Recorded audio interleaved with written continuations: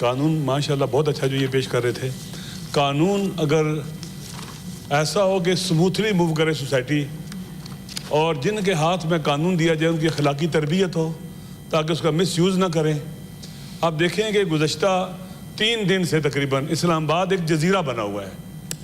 میرا گھر اسلام آباد میں ہے. میرے گھر کے باہر 2 کنٹینر لگائے گئے گلی کے اندر. یہ کیا زندگی ہے؟ یہ کیا طریقہ کار ہے؟ یہ کون سا قانون اجازت دیتا ہے فریلی موو کرنے کے راستے میں رکاوٹیں ڈالنا؟ کیوں ایسے ہو رہا ہے؟ یہ کیا فنڈامنٹل رائٹس کی وائلیشن نہیں ہے؟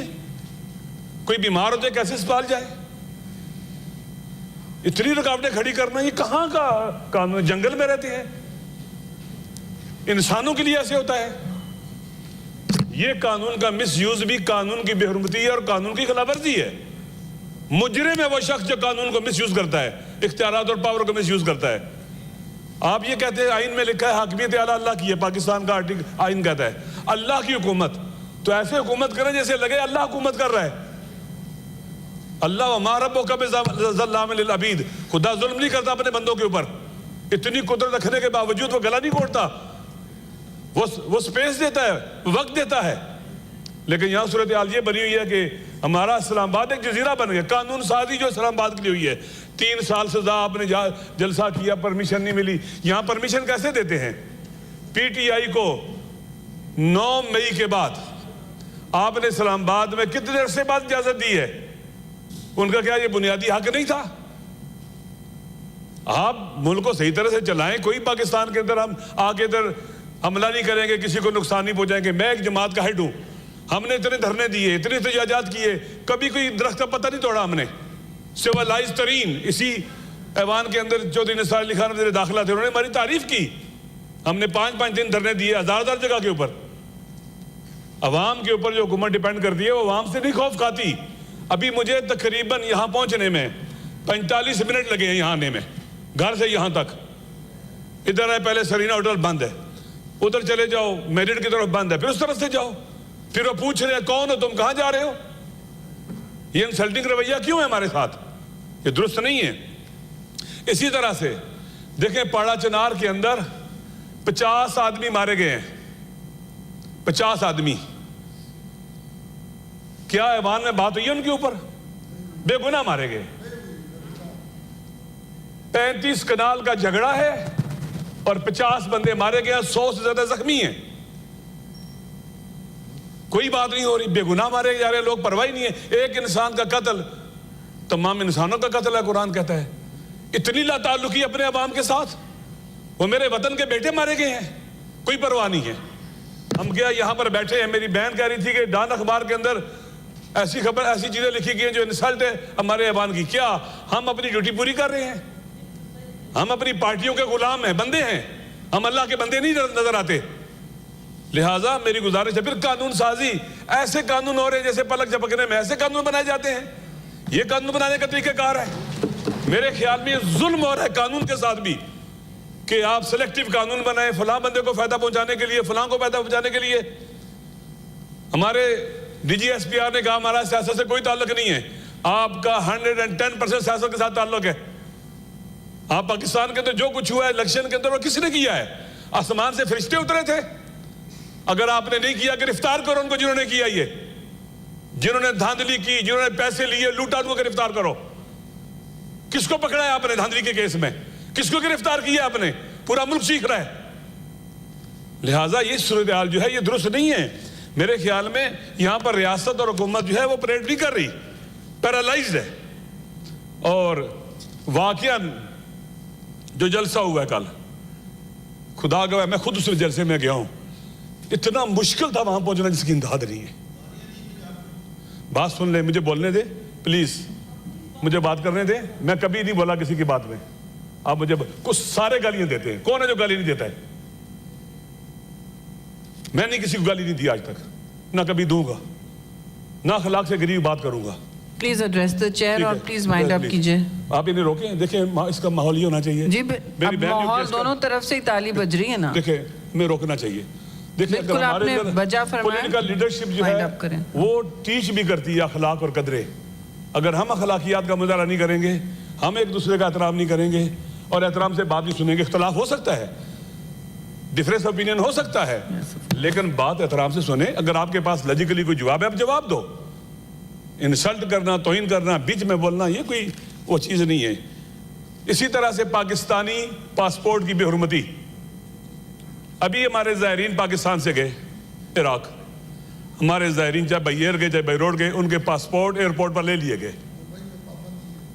پاسپورٹ لے لیے گئے ان سے.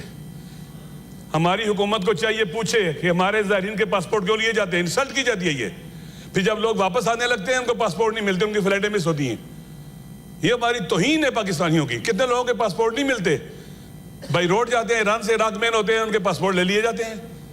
ہزاروں لوگوں کے پاسپورٹ جب واپس پتہ نہیں کسی بوری میں رکھتے ہیں, کس میں رکھتے ہیں, واپسی پر ملتے ہی نہیں ہیں.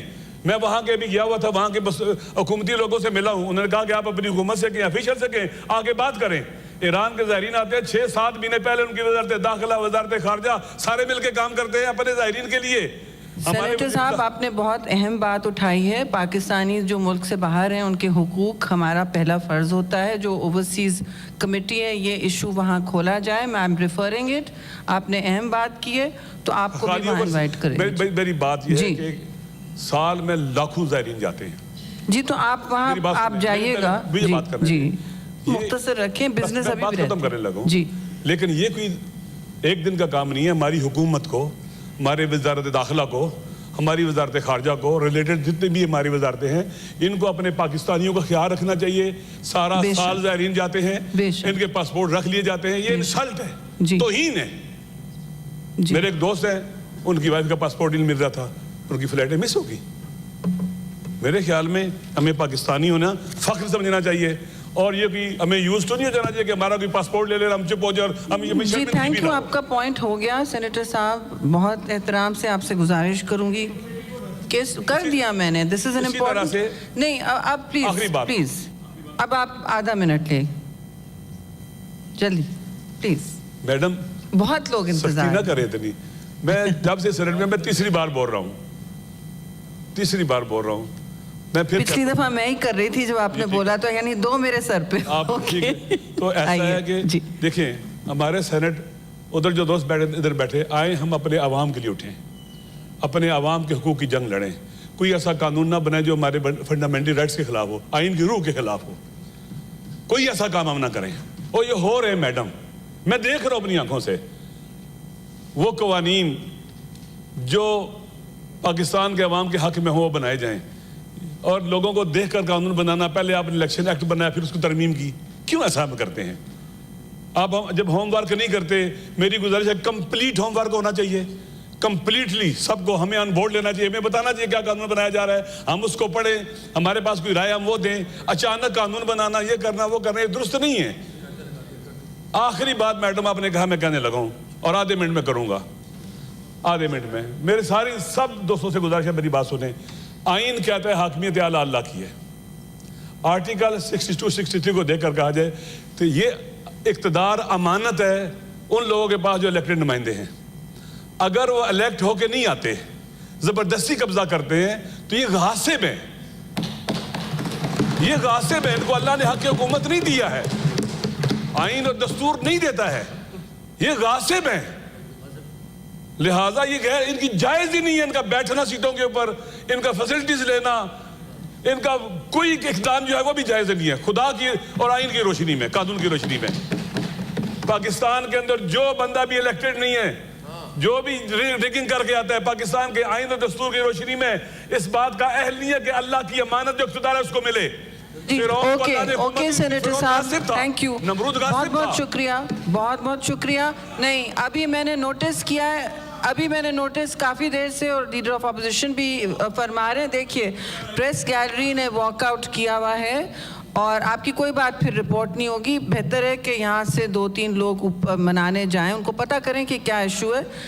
میری اطلاع میں یہ ہے کہ وہ ناراض ہیں کچھ شاید گنڈا پور صاحب کے ریمارکس پر, اور میری گزارش آپ سے ہوگی سینیٹر افنان اللہ, سینیٹر پلوشا آپ کو بھی میں ایک ریکویسٹ کرتی, لیکن آپ کا بزنس آیا ہوا ہے, اگر آپ اور اس طرف سے کون جائے گا؟ شبلی بھائی آپ کسی کو ڈیزگنیٹ کریں. جی چلیے آن بپی, اور آپ 2 منٹ ہو آئیں کہ مسئلہ کیا ہے, ہم ان کی اہمیت کو پہچان رہے ہیں اور ان سے بات نہیں. پلیز آپ تشریف رکھیں, ماحول کو اور آلودہ نہ کریں پلیز. یہ ہاؤس کی روایت ہے, اس کو آگے چلنے دیں. میں and senator now item number 24 یہ وڈرا کر لیں. کامران صاحب coming to you and then Afnan G.